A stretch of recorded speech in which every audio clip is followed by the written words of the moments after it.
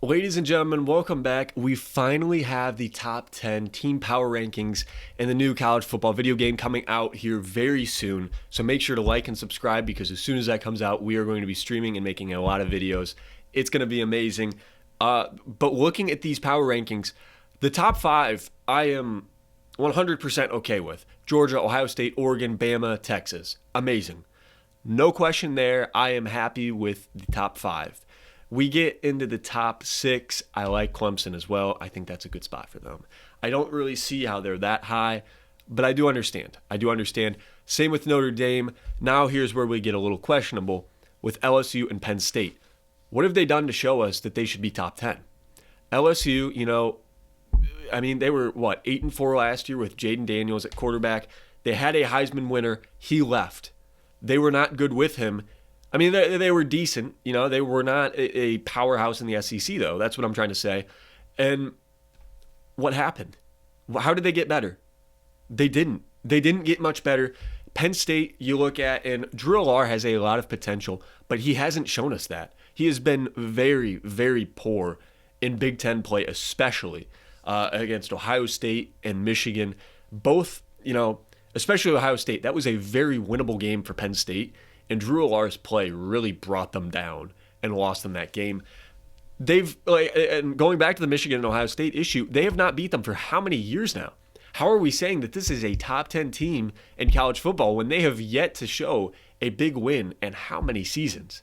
I'm not a fan of them at 9. Utah, I'm a fan of at 10. I think that's a good spot for them, especially with Cam Rising out last year. They're going to get him back. He's an X factor on that team. He's amazing. People really don't understand how good he is. I don't know if he could be an NFL prospect, but when we're looking strictly at college, he's great. He really fits what they need. But we do look at the top 25 now, as we're gonna scroll down here. It's a little questionable. Like I said, top 5 is okay. We already talked about the top 10. These three, I don't completely agree with, and we'll go down the list from there. Michigan at 11, they should be higher. They just won the national championship. I'm an Ohio State fan. They should be higher. I understand they lost their starting quarterback, running back, a lot of their O-line, some of their defense, but they still have great players, a lot of round one potential, especially on that defense. They should be a little higher. Florida State, I like where they're at. They had that undefeated season until they played Georgia, and they got the brakes beaten off of them. That was, my goodness, that was bad. I understand they had a lot of guys out. But still, I like where they're at 12. I don't think they really have an argument to be much higher. After getting beat that poorly, with a lot of the guys that are going to be on the team this year, I like them at 12. Miami, I feel like they're too high. What have they done? They got Cam Ward. What have they done otherwise, though? Not much. A little disrespectful to the teams underneath them. Miami should not be at 13. A&M at 14, I understand there's a lot of potential there. Ole Miss should be higher. Ole Miss's defense is a question, but their offense is never a question. They're an amazing offense. The defense has potential. But, dude, I feel like they should be top 10. I feel like they should be fringe, maybe 9 or 10. I like them in the top 10. I hate the SEC as an Ohio State fan, but the SEC is very disrespected, as we'll continue to see through the rest of these top 25 ratings. Colorado, why? What did they do to deserve to be 16? They were 4-8 last year. They were pretty bad. Other than Shedeur Sanders and Travis Hunter, what do they have going for them on that team? They got some transfers, but they had a lot of guys transfer out as well. I don't like this. I don't like this whatsoever. Did Deion threaten to pull himself from Ultimate Team and Madden in 25? Like, what are we doing here? I don't understand what blackmail Colorado has on EA to put them in top 16, other than this is a team that people want to play with. We're going to put them higher just so people play with them and buy our game. That's not going to be an issue, though. That's the thing. I understand if that's what you're trying to do, but getting people to buy this game and play it is not going to be an issue. We've been waiting for this for 10 years now. We finally get it. People aren't going to not get the game because Colorado is not a good overall, or I'm an Ohio State fan and I think we should be number 1. Like, that's not how this game is going to be. People are going to buy it regardless of the ratings. I don't understand why Colorado is so high. I will say Oklahoma, I believe they're in a good spot. They have a lot of potential, but they got to prove it. Same with Wisconsin. I would argue they should be a little higher, in my opinion. I think they're a good team coached by Luke Fickell. He's going to be, if they can get the pieces together this year, I think they're a sleeper team. I think people need to pay attention to them. USC, they lost Caleb Williams, but hey, they're still a great offense, especially defense. We'll have to see how it adjusts to the Big Ten, especially being in a very defensive conference. You got a lot of teams in there like Iowa who very much stress defense. Michigan and Ohio State with great defenses. It's going to be interesting to see. Virginia Tech, NC State, Kansas, Arizona, Oklahoma State. I'm fine with all of them. I think they have arguments to be where they're at.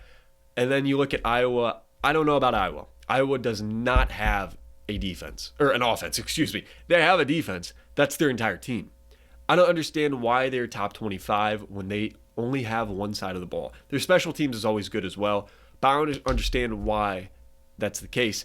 Now, I will say, I might be forgetting teams, but the big teams that have been snubbed from this list, first of all, where is Missouri? Missouri finished last year ranked in the top 10, beat Ohio State, embarrassingly. As an Ohio State fan, that game was terrible to watch. Ohio State looked like a JV team. They were dog walked out there by Missouri. Missouri didn't lose much.